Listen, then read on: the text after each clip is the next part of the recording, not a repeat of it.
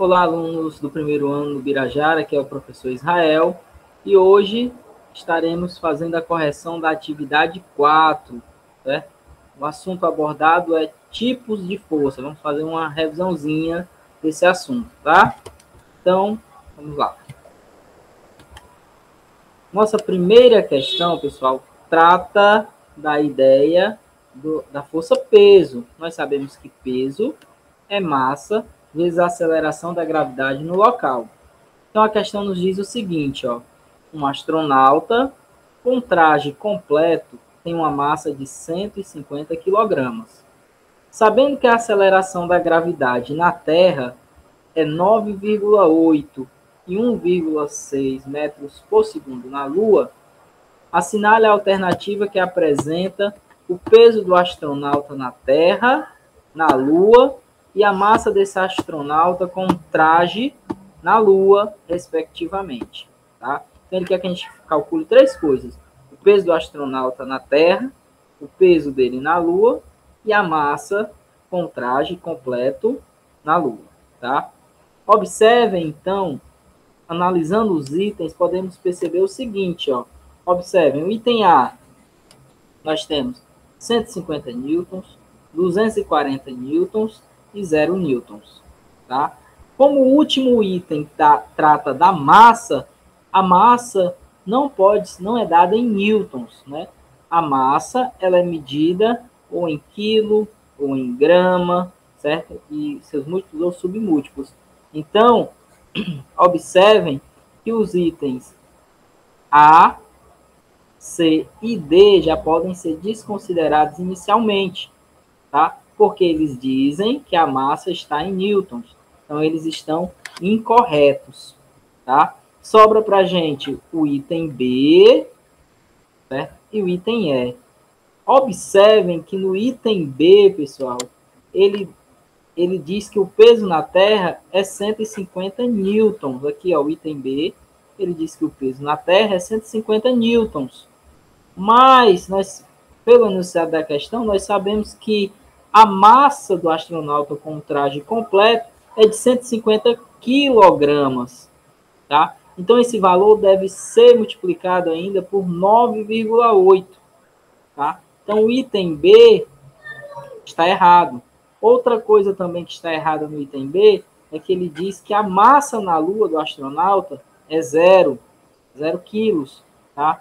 Também está errado. Então, o único item correto é o item E, tá? Vamos fazer os cálculos para a gente comprovar.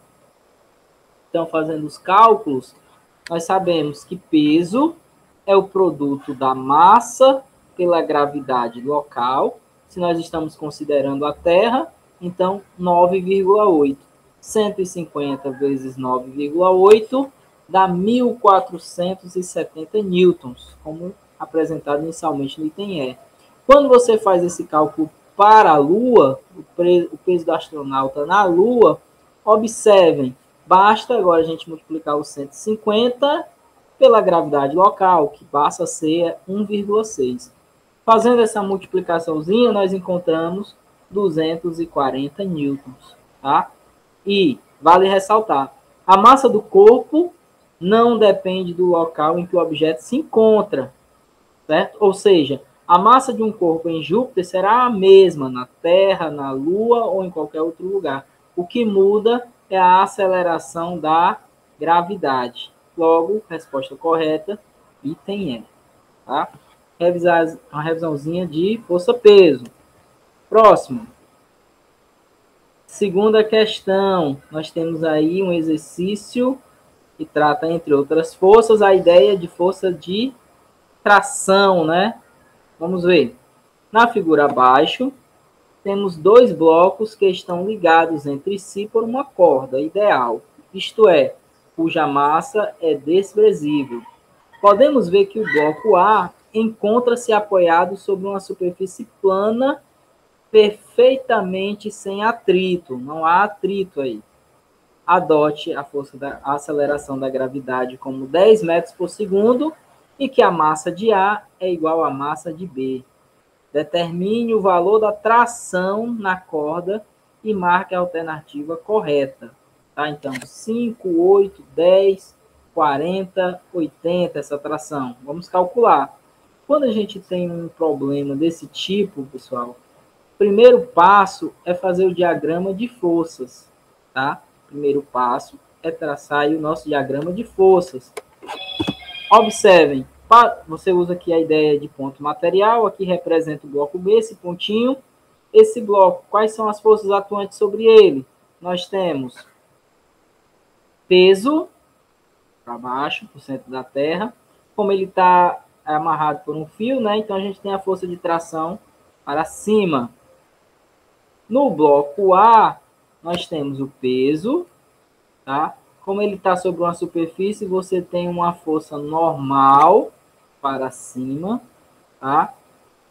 E temos uma tração dada pelo fio, tá? O sentido do movimento aqui, ó, vamos voltar lá para a figura. O sentido do movimento, tá? Sentido do movimento, voltando, ok.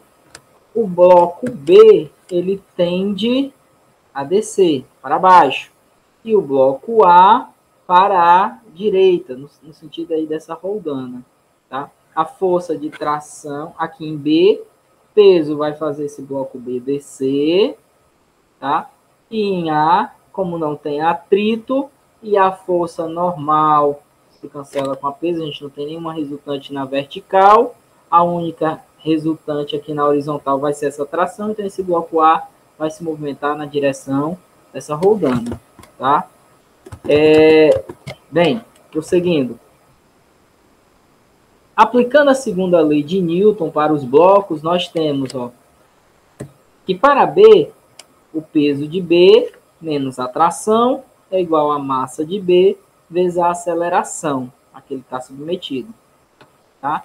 E para a única força, a força resultante vai ser T, então a tração vai ser igual a massa de A vezes a aceleração. Tá? Nós queremos achar justamente essa força de tração. Então, vamos ao cálculo. Bem, aqui está repetido, para a gente não esquecer as equaçõezinhas do slide anterior. Então, utilizando o método da substituição, ó, como assim o método da substituição, professor? Tração é massa de A vezes a aceleração. Então, esse valor eu troco na primeira equação aqui. Fica peso de B menos massa de A vezes a aceleração igual a massa de B vezes a aceleração. Esse produto, mudei para o outro membro, ele vai como positivo. Fica massa de B vezes a aceleração, mais a massa de A vezes a aceleração. Substituindo aqui, pessoal, ó, peso é massa vezes a aceleração, só que da gravidade agora. Tá? Então, olha quais são os valores que nós temos. Nós temos massa de B, que eu sei que é 8. Gravidade, que ele pediu para usar 10. Aqui, ó, observem que massa de B e massa de A estão multiplicados pela aceleração. Coloquei em evidência, fica 8 mais 8 vezes a aceleração local. 8 vezes 10 dá 80, 8 mais 8, 16. Para mim encontrar a aceleração do sistema, basta dividir 80 por 16. 8 mais 8 dá 16. 80 por 16 dá 5 metros por segundo ao quadrado. Agora que eu tenho o valor da aceleração do sistema, certo? É possível calcular a tração. Para fazer esse cálculo, você pode usar tanto a primeira equação, certo? Quanto a segunda. Substituindo aí no bloco A, que fica bem mais fácil, né? Então vai ficar tração igual a 8, que é a massa de A, vezes 5. 8 vezes 5, 40 newtons. E 40 newtons, resposta item D. Então, uma questãozinha sobre força de tração, para a gente relembrar. Próxima. Um exercíciozinho sobre força normal. Então, vamos lá. Um objeto de 3 kg está apoiado sobre uma superfície plana e horizontal. Então, uma força de 5 newtons passa a ser aplicada sobre esse bloco, na direção vertical e apontando para baixo, conforme o desenho que a gente tem aí, né, o nosso diagrama. Determine a intensidade da força normal que atua sobre esse bloco. Use G igual a 10 metros por segundo ao quadrado. Então, a gente tem os itens 8, 30, 35, 50, 53. Vamos ver, né? Então, o primeiro passo, novamente, a gente vai fazer o diagrama de forças. Observem que a gente só tem forças atuando na vertical, tá? Atuando na vertical. E nós temos para baixo peso e essa forçazinha F. E a reação a essa compressão que o bloco aplica sobre a superfície é a normal. Tá? Então, quando a força resultante sobre um corpo é nula, esse corpo encontra-se em repouso ou em movimento retilíneo com velocidade constante. Nesse caso, a gente observa que não há movimento. Tá? Então, a resultante das forças deve ser zero. Tá? Então, observem, pessoal, que nessas condições ó, nós temos na mesma direção e sentido essa força F e a força peso. E contrária a essas duas forças, nós temos a força de reação à compressão à superfície, que é a força normal. Então, para que isso aconteça, a normal tem que ser igual à força peso mais essa força F, tá? E como é que a gente calcula peso? Peso é massa vezes a gravidade. E a força F, ele diz que é 5. Então, 3 vezes 5, 10. Né? 3 vezes 10, 30. Com 5, 35 newtons. Item C. Tá? É o item C. Então, multiplicamos aqui, ó, massa vezes gravidade. 3 vezes 10 dá 30. E a força F já é dada no enunciado da questão. Né? Diz que é 5 newtons. Então, 30 mais 5, 35 newtons. Ok? Também uma questão bem simples. Essa questão ajuda a gente a entender justamente aquilo, né? Que às vezes os alunos pensam que só pelo fato de um bloco estar apoiado numa superfície, a normal tem que ser igual ao peso. Né? A normal tem que ser igual ao peso. E isso não acontece. Se houver uma força, tá, atuando sobre esse bloco, ou para baixo, ou para cima, nesse bloco, né, levantando como se fosse uma força de tração, o valor da normal vai se modificar. Tá? O valor da normal vai se modificar. Próxima. Marque a alternativa correta a respeito da força de atrito. Tá? Então, nós vamos analisar aqui item a item. Vamos analisar item a item. Então, o item A diz assim: quando caminhamos, o chão é empurrado para trás, de modo que o atrito nos impulsiona para frente. Nesse caso, movimento e atrito possuem o mesmo sentido. Tá correto? Tá? Tá correto. Aqui, quando a gente caminha, a gente aplica realmente essa força para trás, tá? Como a força de atrito, né, não permite que o nosso pé deslize. Então aí nós somos impulsionados para a frente. Correto. Se não houvesse a força de atrito, a gente ia ficar patinando sobre a superfície até cair, como se fosse, por exemplo, em gelo, né? Se você está caminhando em gelo e não tem nenhuma força de atrito, você fica patinando, patinando, patinando até cair. Tá? Então, nessa condição, né, o movimento e o atrito possuem o mesmo sentido. Tá? Justamente para desmistificar aquela ideia que a força de atrito é sempre contrária ao movimento. Nem sempre. Tá? Nem sempre a força de atrito é contrária ao movimento.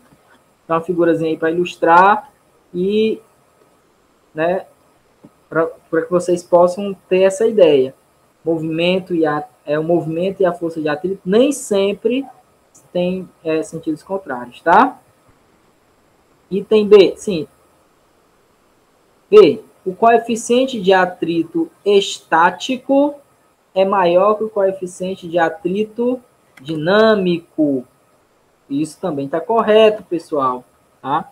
Então, quando você tem um corpo e você vai aplicando uma força F sobre ele, tá? Essa força F vai aumentando, aumentando, aumentando, e o corpo não se move, tá? Porque para se mover, primeiro nós temos que vencer, certo?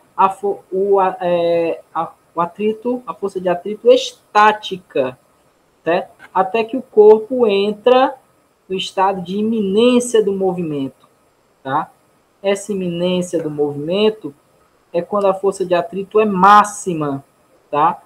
E nesse caso a gente ainda usa miestático, tá?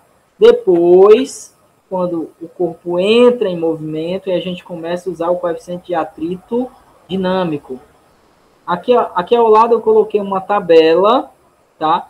Para a gente comparar os coeficientes de atrito estático e dinâmico, tá? Observem que o coeficiente de atrito estático é sempre maior que o coeficiente de atrito dinâmico, de movimento, tá bom? Ora vocês vão ver chamar de coeficiente de atrito dinâmico, ora vocês vão ver chamando de coeficiente de atrito cinético. É a mesma coisa, tá? Cinético ou dinâmico. Então o item B também está correto. Item C. Se um objeto estiver em uma superfície horizontal, a força de atrito será determinada pelo produto do coeficiente de atrito, pelo valor da reação normal à superfície sobre o qual o corpo está apoiado. Tá? Exatamente. A força de atrito é dada pelo produto do coeficiente de atrito, né? Seja ele estático ou dinâmico, vezes a força normal, certo? Vezes a força normal. Ok? Então está correto também o item C. Item D.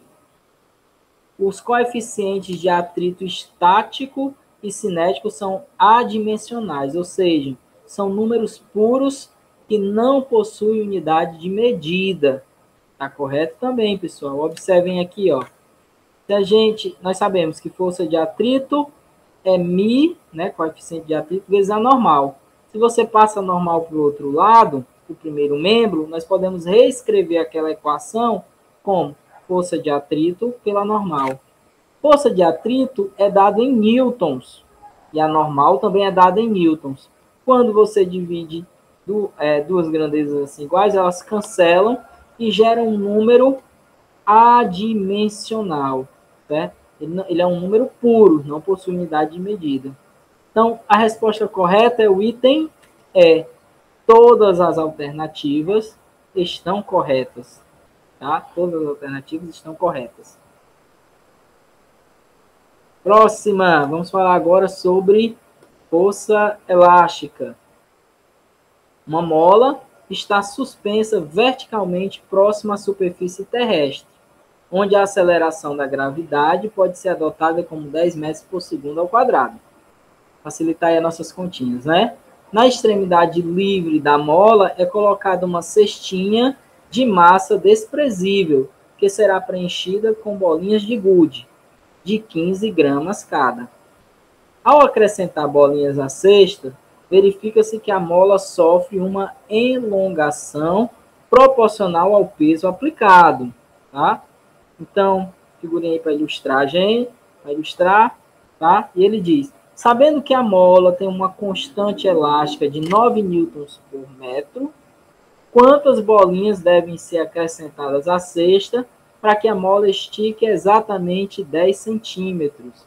Então, 3 bolinhas, 5 bolinhas, 6 bolinhas, 10 bolinhas. Então, aqui a mola inicial na posição de equilíbrio com a cesta, a gente não está considerando aí a massa da cesta, tá? E aqui para uma elongação qualquer, né? Então, você começa a colocar bolinhas aqui dentro, aí a mola vai sofrendo uma elongação. Ele quer saber quantas bolinhas você tem que colocar para que a mola sofra uma elongação de 10 centímetros. Esse X aí tem que ser 10 centímetros. Bem, então, fazendo o diagrama de forças, nós vamos ter duas forças aí atuantes, né? A força peso e a força elástica, tá? Bem, depois que você coloca, a gente vai fazer a análise desse problema considerando a situação estática, depois que você coloca a bolinha e a mola para de oscilar. Nesse caso, nós vamos ter que peso vai ser igual à força elástica. Quem é peso? Massa vezes a gravidade. Aí, e quem é a força elástica? Utilizando a lei de Hooke, vai ser a constante elástica vezes a elongação, tá? Nós temos que usar a elongação em metros, tá? Então, observe, nossa continha vai ficar a massa que eu preciso descobrir, vezes a aceleração da gravidade, igual a constante da mola, que é 9, vezes a elongação. Aqui está 0,10, por causa que foi transformado para metros, tá? Então, fazendo essa multiplicaçãozinha aqui, 9 vezes 0,10 dá 0,90. O 10 que está aqui no primeiro membro passa para o segundo dividindo. Quando você faz essa divisão, dividir por 10 anda mais uma casa, né? A vírgula que antes estava aqui, anda uma casa, fica 0,09 quilogramas, certo? Quilogramas. Então, passando de quilogramas para gramas, basta a gente multiplicar por 1000 ou andar 3 casas decimais, tá? Então, 1, 2, 3. Isso dá 90 gramas, tá? Dá 90 gramas. Como, para a gente calcular o número de bolinhas, basta dividir a massa que nós encontramos pela massa de uma bolinha. Uma bolinha tem 15 gramas, de acordo com o enunciado.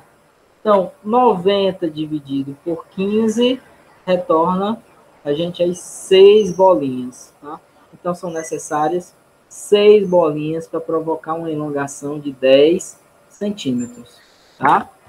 Pessoal, é isso aí, tá? São as questõezinhas do nosso formulário.